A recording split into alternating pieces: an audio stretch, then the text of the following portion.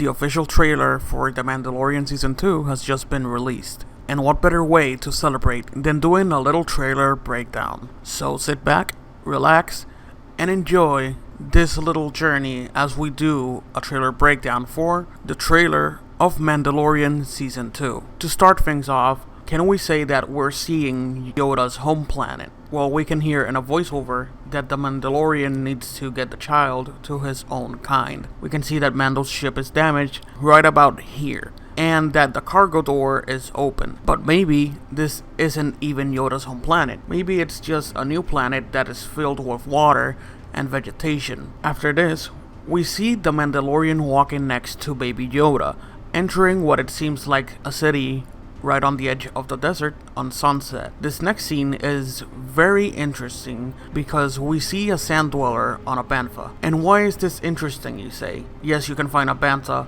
in many places of the galaxy, but sand dwellers are usually not found on many places. What does this mean then? It means that I'm pretty certain that we're going to return to Tatooine, but with what purpose would we be going back to Tatooine? Well, there are two possible reasons on why we might be returning to Tatooine. Number one, as you know, we got to see a mysterious figure at the end of the 5th episode of the first season of The Mandalorian.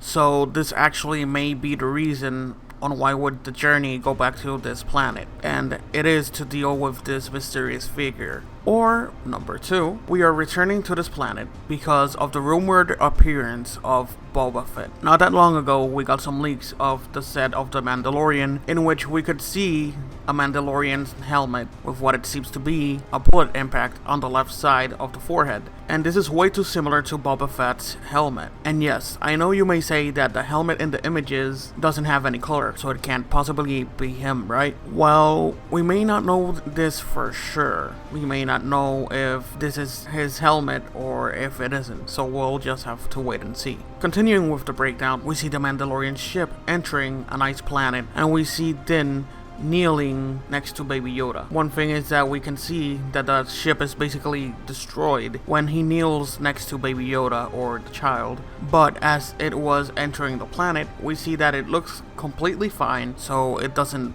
actually make a lot of sense, right? There's no doubt that maybe they ran into some trouble, maybe the ship took some damage when it was entering the planet's atmosphere, as we can see in this take.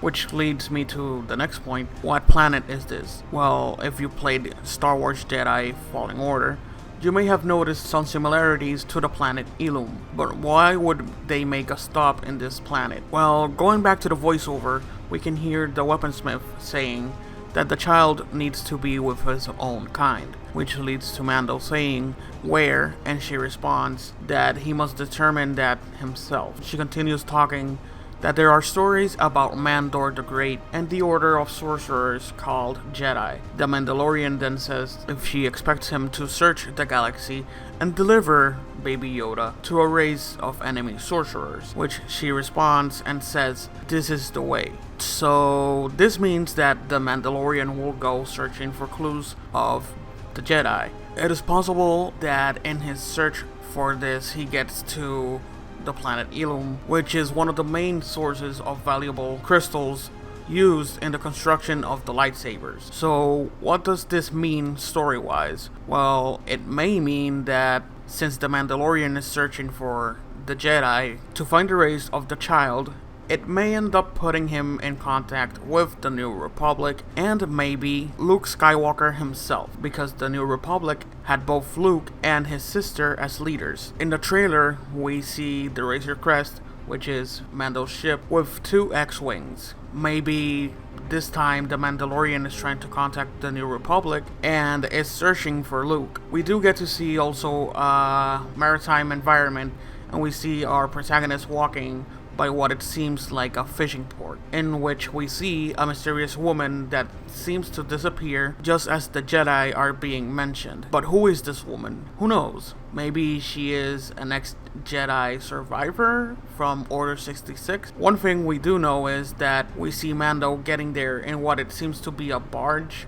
but it doesn't go on for much, since we see him underwater. On another note, we see that Grief is back, and so is Kara. Grief seems to be wearing an interesting outfit. Maybe he's the leader of that region now, and maybe Kara is his bodyguard. We may not know that for sure until we actually see the episodes. We do know for sure that the Imperial presence is growing stronger as we see some troopers running in some Imperial corridors. Maybe that's the place where these bikes come from, so we can safely say that Mando's quest is getting harder and harder each time. We also finally see the Mandalorian using his jetpack, the very same one that he said that he needed to get his hands on back in the first season. And last but not least, we have, without a doubt, an amazing scene where Mando prepares his darts because a group is pointing at Mando. Obviously, they're threatening his life. And then the adorable baby Yoda closes his little pod so the Mandalorian can finish him off quickly. Tell me, did you spot all of these details while watching the trailer for the second season of The Mandalorian? What's your opinion on this? Do you agree with me? Do you disagree with me? What else did you notice that I didn't mention in this video? Let me know in the comment section below. Thanks for watching the video. And remember that if you enjoyed this video, don't forget to leave a like and share this video. And also, if you haven't already, don't forget to subscribe to see more content. This has been All Around.